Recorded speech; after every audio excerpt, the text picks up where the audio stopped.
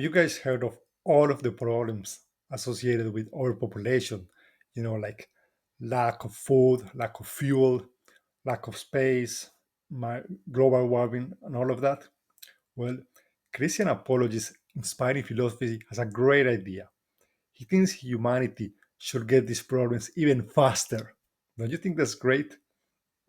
In his recent video about how secularism is allegedly destroying society, he says that one of the greatest problems of secularism is low birth rates. Let's take a look. Secularism appears to not be able to do this. In other words, the most damning issue for secularism is that it creates a populace that does not create population growth or a sustainable birth rate. Secularism destroys itself, and so it cannot be a good system for humanity. So, to be clear, humanity already has an issue with not enough space to live or to grow food. Each year we have to cut millions of hectares of forest just to make more space for buildings or for crops, right? Our trash landfills are getting full at an increasing rate. We are running out of space to throw our trash at, right? The resources are limited in the planet, and for some reasons, Hispanic philosophy thinks that more people will actually be a good thing.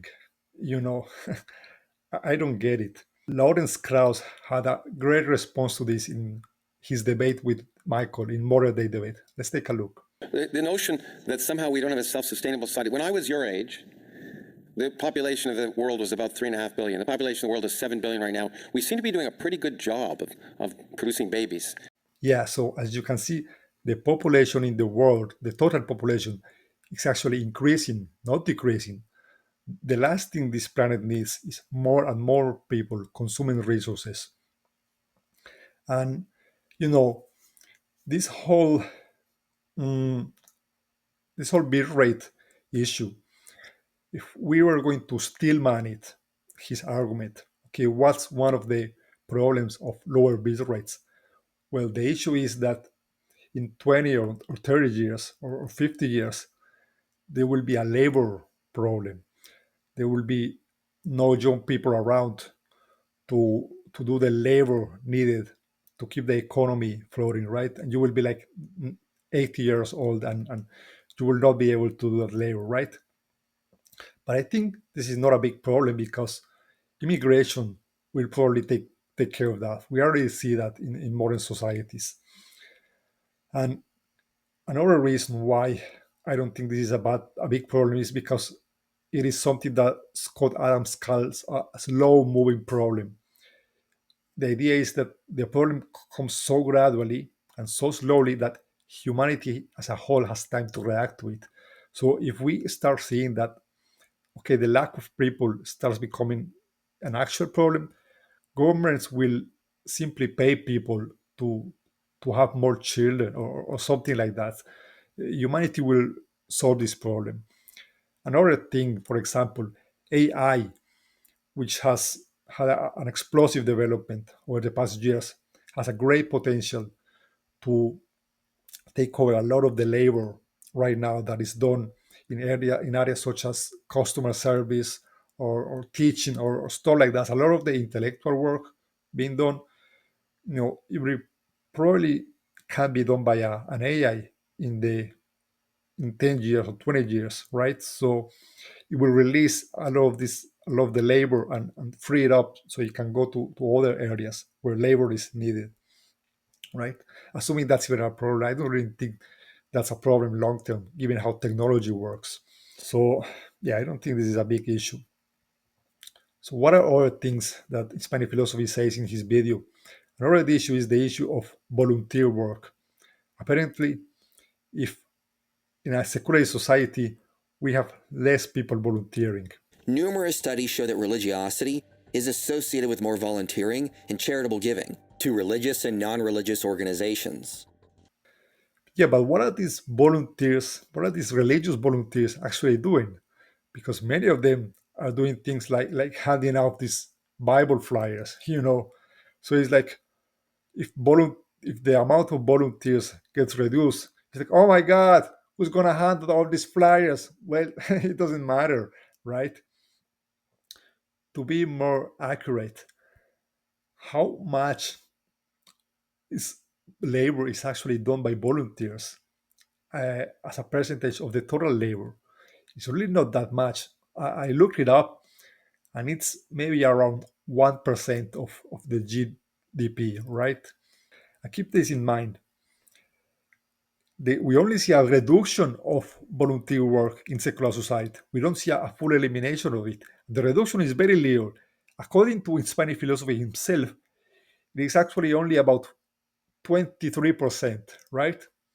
So at the end, we have 23% less of 1% of the total labor or economic output of the society. So at the end, we're looking at a 0.2% of reduction, right? That's not going to collapse society, okay? This is nothing.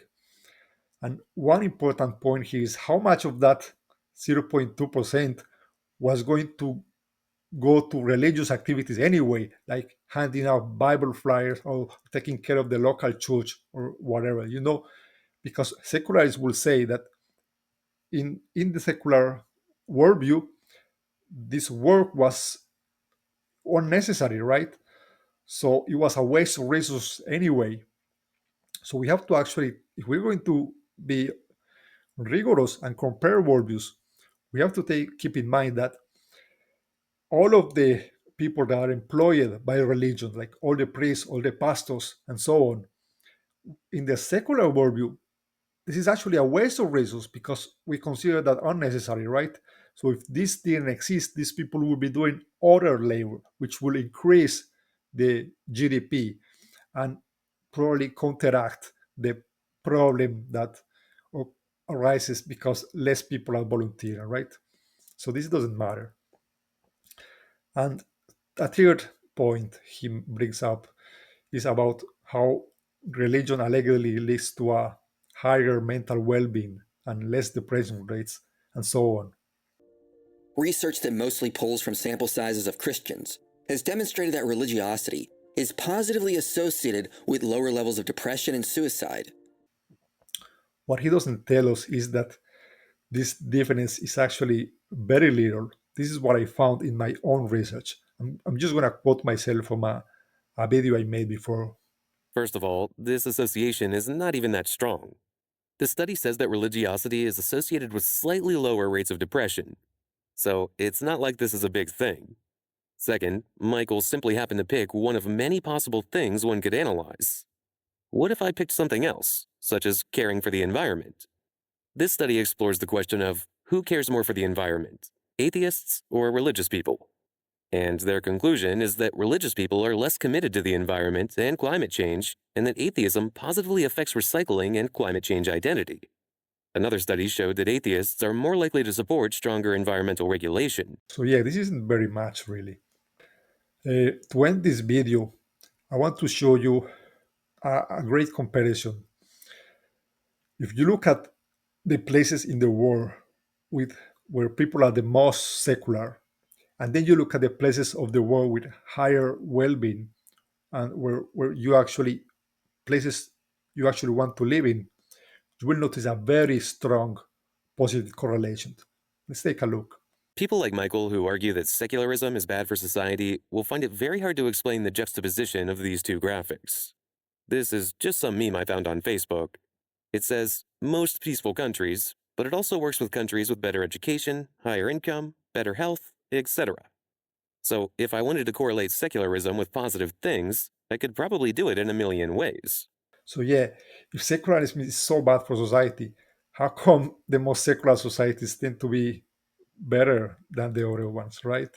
It doesn't make sense.